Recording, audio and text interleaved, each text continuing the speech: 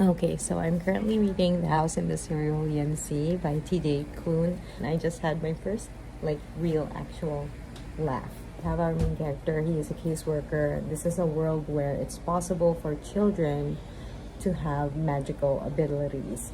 And the first child he visited that we saw in this book is she was able to make things float. So at first I was like, okay, that seems like a very, it's like not really mind-blowing magic trick. So he's been working for this as a caseworker for 17 years, and then one day he received this letter from the extremely upper management telling him that he is assigned to a top secret, very important job. He's like very reluctant to do it, but he had no choice. And the job is to go to this orphanage where a certain Mr. Arthur Parnassus is the master. And so when he finally arrived, after a long train ride, 8 hours. So he finally arrived, and then he was instructed to open the envelope that contains instructions okay, if you get to the orphanage, open this. And then so he opened the letter, and then it just repeated somewhat the things that he's supposed to do, which is to write as truthfully as possible the things that he will notice about the kids and the master of the orphanage. Okay, and this is so funny because the letter said the very first, so you have 7 files there for the 6 kids. Okay, so there are 6 kids. There are 6 kids, and then there's 1 file for the master. So you have all of those files, and be very careful because the children are dangerous. Okay, and the most dangerous one actually is the first file that you will see. So then he opens the file. Okay, it says here, attached to the top was a photograph of a young boy of perhaps 6 or 7 years of age. He was smiling rather devilishly. He was missing 2 front teeth, his hair was a mess, sticking up all over the place, and his eyes were, well, they looked as if they were suffering from red eye effect, the flash happening too quickly for the pupils to react. There was a ring of blue around the red.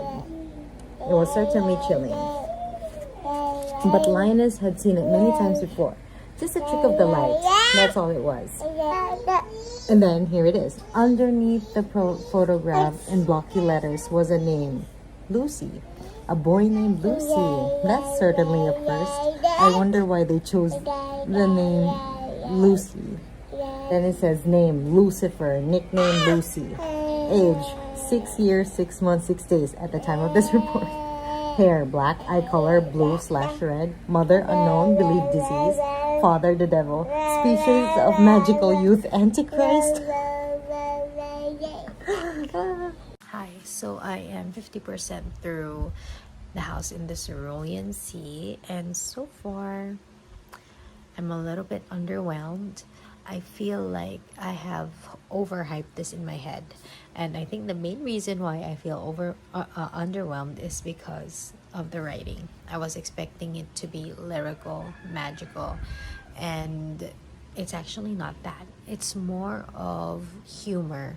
And one thing about the humor is I can tell that it's trying to be funny. But I really enjoy the children. My favorite is Chauncey. He's sort of this blob. I visualize him as a snail.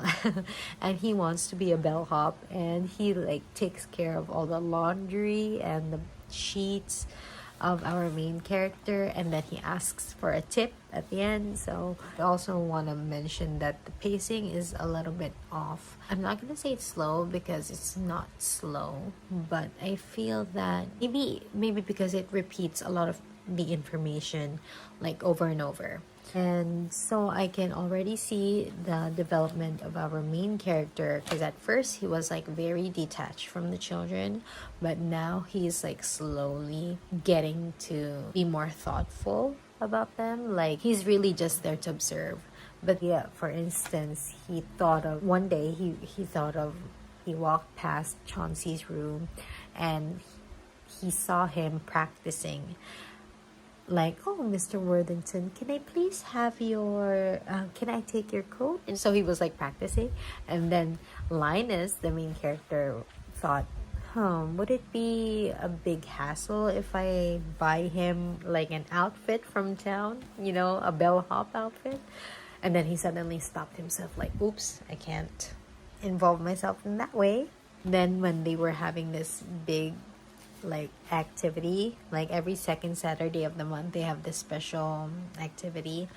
And they were playing this game where they think there are cannibals, and then the master Arthur went elsewhere, and the children are getting scared because they are, what if Arthur was eaten by the cannibals? Our main character held Talia, the gnome, the gnome's hands of his own accord, so that is very sweet. He is sort of developing feelings for these children. The intrigue is slowly building. I get it now.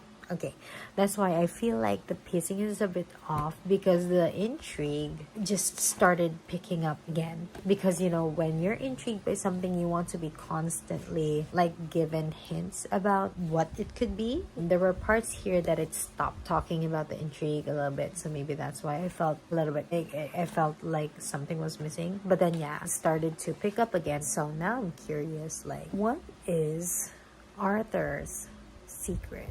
Oh, and Linus is blushing all the time. He is extremely attracted to Arthur. There is this one point here where he refuses to call him Arthur. He wants it to be Mr. Parnassus, and I'm Mr. Baker to you. But then suddenly, like after this one session with the child, like he was asked to sit in and observe, like after that, he suddenly called the master Arthur. So by his first name. There we go. So I'll come back when something interesting happens. Okay, so I've just finished The House in the Cerulean Sea. Unfortunately, I didn't check back because nothing interesting happened. The things that I predicted, I was right. And that didn't feel rewarding to me. Fortunately also, second thing is the chemistry between the two characters did not work for me.